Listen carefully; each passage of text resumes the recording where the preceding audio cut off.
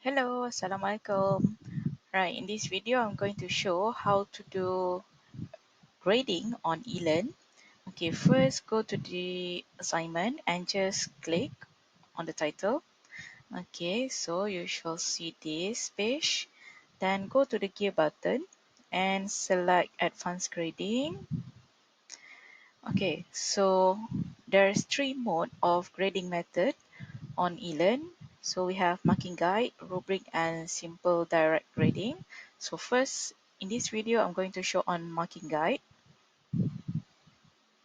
Okay, by using marking guide, you can actually give marks in a range.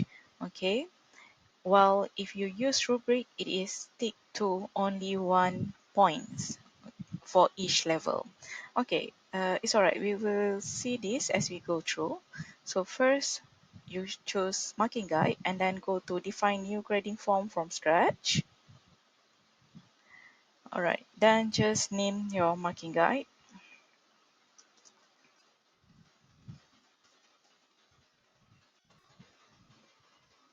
Right, so you can just leave the description here and go straight to marking guide. Alright, so here is the most important part of marking guide. Okay, so let's say this is my rubric. Okay, this is the original rubric actually, but I have altered it to be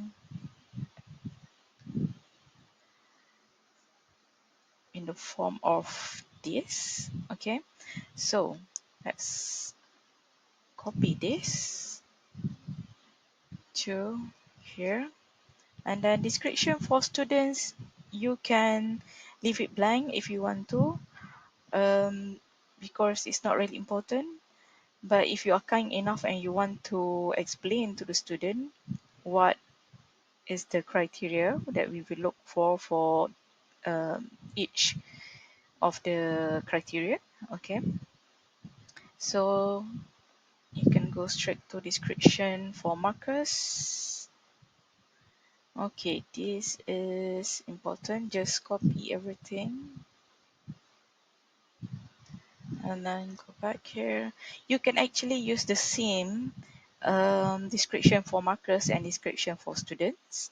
Okay, but it will just make your marking guide a bit messy. So I just recommend to leave the description for students. Okay, so maximum score is 20.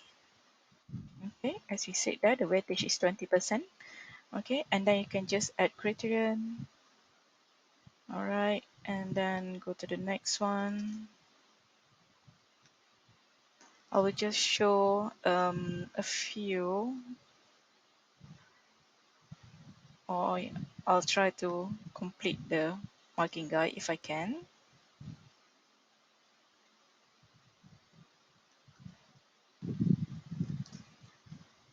Okay, maximum score is also 20. Okay, and you add another criterion. So it's really quick. Once you have your words file here, you just copy and paste, or else you can just create here.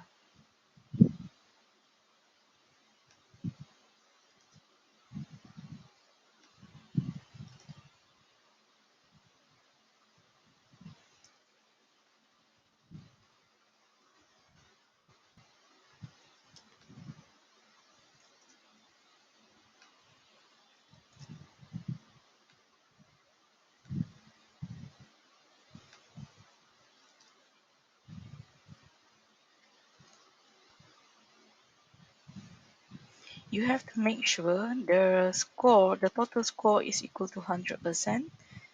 Okay, and yes, this is the last part.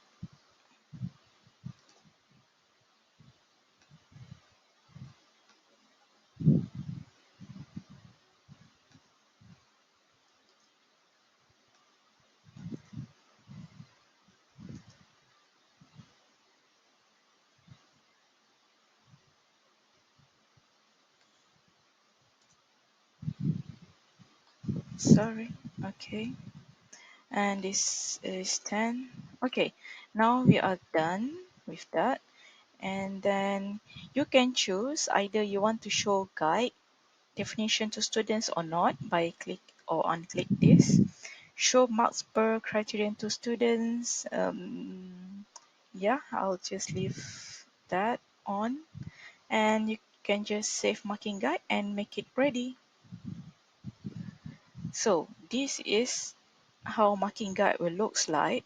So it's a bit messy, I will say, compared to rubric, which I will show in the next video.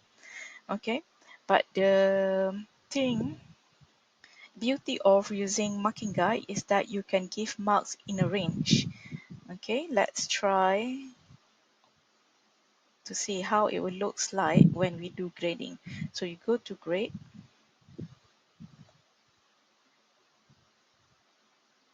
So let's say your student have submit the assignment, and this is actually what you will see on the marking guide. Okay, so you can see for introduction there's 20% and there's 4 level for introduction, and you can give marks in between this range. Okay, and yes, you can just type in the marks. Okay, and you can also give comments for each individual criteria, and you can also give the total or the overall feedback at the end of the um, grading. Okay, so here you can choose if you have marked the assignment and you are ready to release the marks, so the marks will be sent directly to the students. Okay, or you can keep hold for the moment.